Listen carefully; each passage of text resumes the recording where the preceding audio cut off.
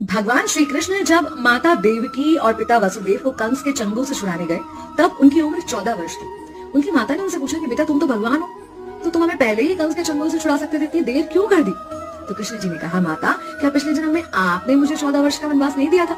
माता हैरान रही, बोली क्या कह रहे हैं आप? तब कृष्ण जी ने बताया कि पिछले जन्म में मैं राम था और आप थी माता कैकेयी, और आप ही ने मुझे 14 वर्ष का वनवास दिया था, और कर्म फल से कोई नहीं बच सकता माता, इसलिए आपको 14 साल का ये दुख सहना पड़ा। तब आश्चर्यचकित होते हुए माता ने पूछा, तो फिर यशोदा पिछले जन्म में कौन थी? कृष्ण जी ने बताया, वो थी माता कौशल्या, जो 14 साल तक अपने पुत्र से अलग रही थी। उन्होंने उस दुख को सहा था, इसलिए इस जन्म में 14 साल मैं उनके पास रहा और मेरे साथ रहने का माता और पुत्र के प्रेम का सुख उन्हें मिला।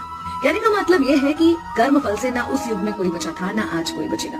भगवान भी कर्म फल से नहीं बच सकते, इसलिए अपने हर एक कर्म को बहुत सोच समझ कर कीजिए, क्योंकि जिसके भी खिलाफ आप कुछ गलत कर रहे हैं उससे आपकी शत्रुता कुछ समय या शायद एक जन्म की है, लेकिन उसके साथ कुछ गलत करके आप